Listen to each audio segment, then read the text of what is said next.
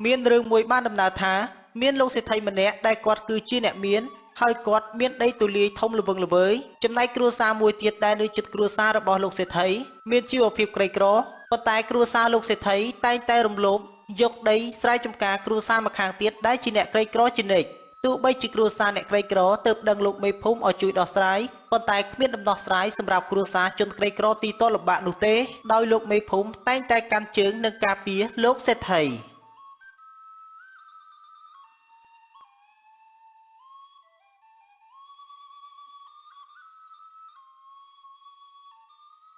Ấy chọc từ độ bông cú prom đầy chá trao từng ó, hỏi chùm nuôi một vĩnh nơi bông cú prom đầy mấy, hỏi anh trơi tay chích chôn từ nông đầy sai chùm cá rồi bọc cua sa khẳng nú ói bản trớ. Còn tay bờ sân chi lúc sẽ thấy trong thua bạp ní, nhưng kết thao vì khó bạp khẳng đó, hơi nào mùi cua sa khẳng nú kê ai những đấng lúc sẽ thấy bằng cục bê, nhưng kết thao lúc sẽ thấy cùng trong bóng biến đầy sai chùm cá rồi bọc bụ qua tiệt ấy. Ní anh cùng bông tay trong pro đào dương phong tao mẹ tí, dương trong ban đây để chọc dương tiếng ó. Nè na oi cua saទាំងពីរអ្នកប្តីប្រពន្ធនោះមិនព្រមលក់ដីទាំងអស់នោះឲ្យមកយើងបើសិនជាពួកគេព្រមលក់ដីទាំងអស់នោះឲ្យមកយើងប្រកាសជាផ្ដល់ប្រាក់ឲ្យពួកគេទៅទិញដីនៅកន្លែងផ្សេងទៀតអញ្ចឹងសម្រាប់ថាខ្ញុំនឹងទៅដាក់របងតាមការចង់បានរបស់លោកសេដ្ឋីហើយបើសិនជាមានបញ្ហាអ្វីខ្ញុំមិនដឹងទេណាលោកសេដ្ឋីព្រោះតែគ្រប់យ៉ាងទាំងអស់ខ្ញុំធ្វើតាមបញ្ជាលោកសេដ្ឋីតែប៉ុណ្ណោះឯងមិនចាំបាច់ខ្លាចអ្វីទាំងអស់ឯងធ្វើតាមយើងនិយាយប្រាប់ទៅបើសិនជាគ្រូសាខាងនោះគេរករឿងឯងប្រញាប់មកប្រាប់យើងឲ្យបានដឹង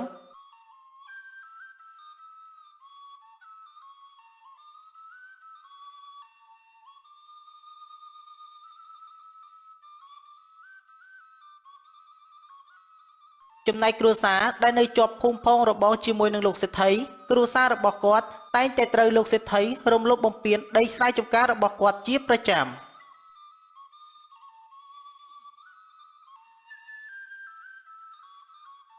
ពុកវាប្រញាប់ទៅមើលដីស្រែចម្ការយើងនៅខាងក្រោយទៅនៅពេលនេះលោកសេដ្ឋីបានបញ្ជាឲ្យកូនចៅរបស់គាត់បានដករបងព្រំដីចេញហើយគាត់ក៏បានបញ្ជាឲ្យកូនចៅរបស់គាត់យករបងចាស់ចេញនិងដាក់របងថ្មីចូលមកក្នុងដីរបស់យើងនេះតើលោកសេដ្ឋីគាត់ធ្វើបែបនេះដល់ពេលណាទៀតដីស្រែចម្ការរបស់ពួកយើងតាំងពីមានទំហំធំរហូតនៅសល់តែទំហំតូចហើយគាត់នៅតែមករំលោភបំពានយកដីស្រែចម្ការរបស់ពួកយើងទៀតនៅពេលដែលពួកយើងទៅប្តឹងលោកបេភូមិតែងតែការពារលោកសេដ្ឋីជានិច្ចនេះក៏ព្រោះតែយើងគឺជាអ្នកក្រទើបបានជាលោកមេភូមិមិនដែលកាត់សេចក្តីដោយយុត្តិធម៌គាត់តែងតែការពារជនខិលខូចខ្ញុំគិតថាបើសិនជាលោកសេដ្ឋីនៅតែរំលោភបំពានដីស្រែចម្ការរបស់ពួកយើងបែបនេះទៀតថ្ងៃខាងមុខពួកយើងប្រកាសជាគ្មានដីសូម្បីតែធ្វើផ្ទះនៅបើសិនជាពួកយើងព្រមលក់ដីស្រែចម្ការទាំងអស់នោះឲ្យទៅគាត់ប្រហែលជាពួកយើងមិនត្រូវឈឺចាប់ដូចជាពេលនេះទេម៉ែវាប៉ុន្តែដីស្រែចម្ការទាំងអស់នេះវាជាគេមរតកដូនតារបស់យើងតាំងពីដើមមកដូច្នេះហើយទើបបានជាខ្ញុំមិនដាច់ចិត្តលក់អញ្ចឹងតោះពុកវាយើងប្រញាប់ទៅហាមឃាត់កូនចៅលោកសេដ្ឋីភ្លាមទៅ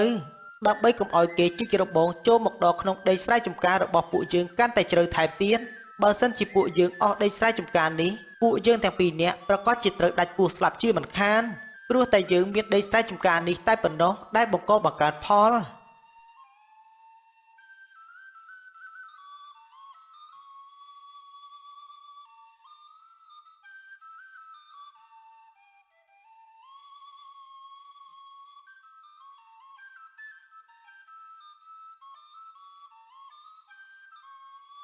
ឈប់ភ្លាមទៅនេះហេតុអ្វីបានជាអ្នកមកជីកបង្គោលចូលមកដល់ក្នុងដីស្រែចម្ការរបស់យើងតើហេតុអីបានជាក្មួយមិនអាណិតដល់អ៊ំទាំងពីរនាក់ប្តីប្រពន្ធចាស់សូមទោសផងណាលោកអ៊ំទាំងពីរខ្ញុំគ្រាន់តែធ្វើតាមបញ្ជាលោកសេដ្ឋីតែប៉ុណ្ណោះព្រោះតែគាត់បានបញ្ជាឲ្យខ្ញុំធ្វើបែបនេះដូច្នេះខ្ញុំធ្វើការឲ្យផ្ទះរបស់លោកសេដ្ឋីខ្ញុំត្រូវតែធ្វើតាមបញ្ជាដែលលោកសេដ្ឋីបានប្រាប់បើសិនជាលោកអ៊ំទាំងពីរមិនសុខចិត្តទៅរករឿងលោកសេដ្ឋីចោះខ្ញុំគិតថាពួកយើងគួរតែទៅប្តឹងលោកមេភូមិម្ដងទៀតទៅបើសិនជាពួកយើងមិនព្រមទៅប្តឹងលោកមេភូមិនោះទេ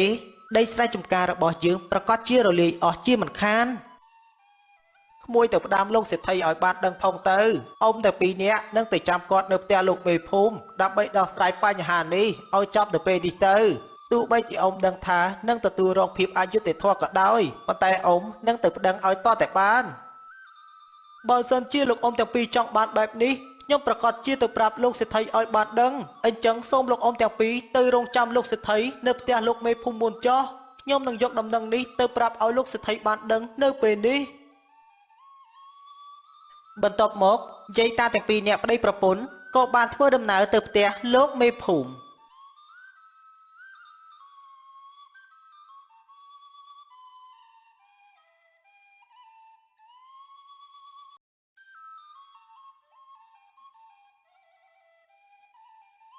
មានរឿងធំហើយណាលោកសេដ្ឋីលោកអ៊ំទាំងពីរនាក់ដែលជាម្ចាស់ដីគាត់បានប្រាប់ឲ្យខ្ញុំមកប្រាប់លោកសេដ្ឋីគាត់បានប្រាប់ថាគាត់នឹងប្តឹងលោកសេដ្ឋីហើយនឹងរងចាំលោកសេដ្ឋីនៅផ្ទះលោកមេភូមិពួកគេនេះពិតជាមិនដឹងខ្ពស់ទៀតមែនហេតុអ្វីបានជាគេហ៊ានតតាំងជាមួយយើងបែបនេះក្រែងកាលពីលើកមុនគេតែងតែទៅប្តឹងចាញ់យើងរហូតគេមិនដែលទទួលបានភាពយុត្តិធម៌ទេគេតែងតែទទួលបានភាពអយុត្តិធម៌ជានិច្ចអញ្ចឹងឯងប្រញាប់ទៅយកប្រាក់មួយដំឡឹងឲ្យមកយើងមកយើងនឹងយកទៅសោកប៉ាន់លោកមេភូមិខ្ញុំគិតថាលោកសេដ្ឋីគួរតែបញ្ចប់រឿងនេះទៅលោកសេដ្ឋីបានយកដីស្រែចម្ការគាត់ច្រើនកន្លងមកហើយបូករួមទាំងចម្ការស្វាយរបស់គាត់ជិតពាក់កណ្ដាលថែមទៀតនៅពេលនេះគាត់បានដាំដំណាំបន្តិចបន្តួចគ្រាន់តែចិញ្ចឹមជីវិតតែប៉ុណ្ណោះនេះឯងគឺជាកូនចៅរបស់យើងហេតុអីបានជាឯងមិននៅឈរខាងយើងនៅថ្ងៃក្រោយឯងកុំនិយាយបែបនេះឲ្យយើងឮទៀតយើងមិនលើកលែងទោសឲ្យឯងនោះទេប្រញាប់ឡើងទៅយកមាសមួយដំឡឹងឲ្យយើងមកនៅពេលនេះមកយើងប្រញាប់យកទៅជូនលោកមេភូមិបាទលោកសេដ្ឋីអញ្ចឹងខ្ញុំនឹងទៅយកមាសជូនលោកសេដ្ឋី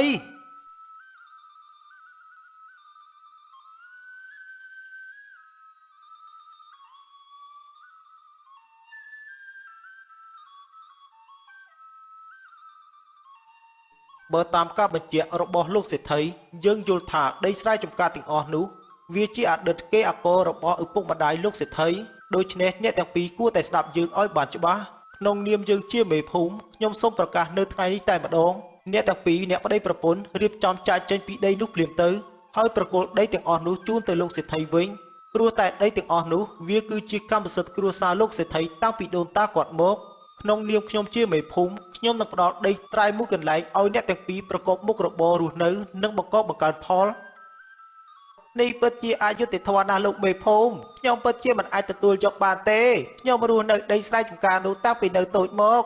ប៉ុន្តែហេតុអីបានជាលោកមេភូមិប្រគល់ដីស្រែចម្ការខ្ញុំទាំងអស់ឲ្យទៅលោកសេដ្ឋីទៅវិញនេះក៏ព្រោះតែខ្ញុំយោងតាមឯកសារដែលលោកសេដ្ឋីមានហើយឯកសាររបស់លោកសេដ្ឋីបានបញ្ជាក់យ៉ាងច្បាស់ចំណែកឯកសារពីអ្នកប្តីប្រពន្ធតាយាយគឺមិនអាចយកជាការបានទេដូច្នេះក្នុងនាមខ្ញុំជាមេភូមិខ្ញុំត្រូវតែសម្រេចបែបនេះ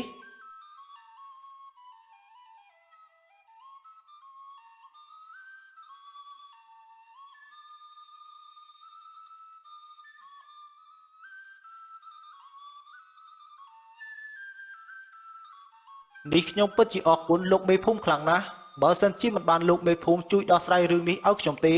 ខ្ញុំប្រកាសជាមិនអាចយកដីស្រែចម្ការទាំងអស់នោះបានទេ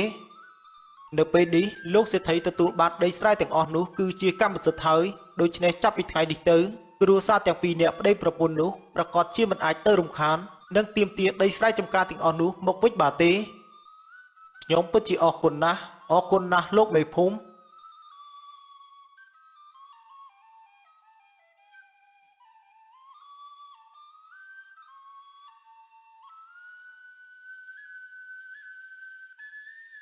បន្ទាប់ពីមិនអស់ចិត្តយាយតាទាំងពីរអ្នកប្តីប្រពន្ធក៏បានយករឿងនេះទៅគាល់ព្រះរាជានៅពេលដែលព្រះរាជាបានដឹងដំណើររឿងគ្រប់បែបយ៉ាងដែលលោកតាលោកជ័យទាំងពីរអ្នកបាននិយាយនិងរឿងលោកសេដ្ឋីបាននិយាយរៀបរាប់អំពីប្រវត្តិដីទាំងអស់នោះព្រះរាជាទ្រង់ក៏បានដឹងថាលោកសេដ្ឋីបានផ្សំគំនិតគ្នាជាមួយនឹងលោកមេភូមិដើម្បីយកដីស្រែចម្ការរបស់តាយាយសេដ្ឋីនេះពិតជាមានចិត្តលោភលន់ហើយថែមទាំងជាមនុស្សអាក្រក់ធ្វើបាបអ្នកដទៃ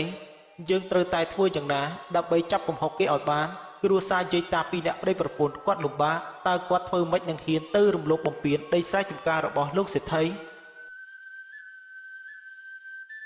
ខ្ញុំម្ចាស់សង្ឃឹមលើព្រះអង្គហើយព្រោះតែខ្ញុំម្ចាស់មិនដឹងទៅពឹងពាក់អ្នកណាទៀតទេព្រោះតែកន្លងមកខ្ញុំម្ចាស់តែងតែទទួលរងនៅភាពអយុត្តិធម៌ជានិច្ចសូមព្រះអង្គកុំជឿនៅអ្វីដែលពីរអ្នកប្តីប្រពន្ធនេះគេនិយាយឲ្យសោះពួកគេទាំងពីរនាក់និយាយមិនមែនជាការពិតទេខ្ញុំម្ចាស់មានឯកសារត្រឹមត្រូវទាំងអស់ដែលជាអ្នកគ្រប់គ្រងដីស្រែចម្ការទាំងអស់នោះមិនអីទេណាលោកសេដ្ឋី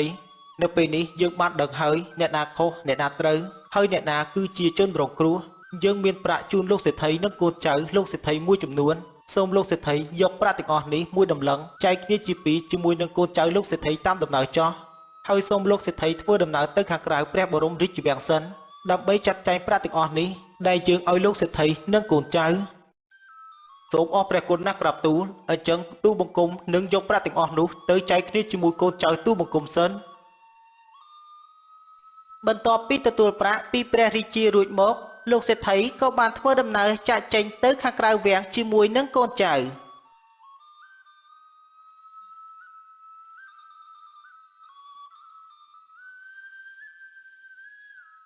ឯងយកតែមួយជីទៅបានហើយមិនចាំបាច់យកដល់ពាក់កណ្ដាលទេទុកមាសប្រាក់ទាំងអស់នេះឲ្យយើងតែម្នាក់ឯងទៅបានហើយប៉ុន្តែព្រះរាជាបានឲ្យមាសប្រាក់ទាំងអស់នេះចែកគ្នាម្នាក់ពាក់កណ្ដាលហើយដេកបានជាលោកសេដ្ឋីឲ្យខ្ញុំតែមួយជីទៅវិញខ្ញុំគួរតែបានស្មើនឹងលោកសេដ្ឋី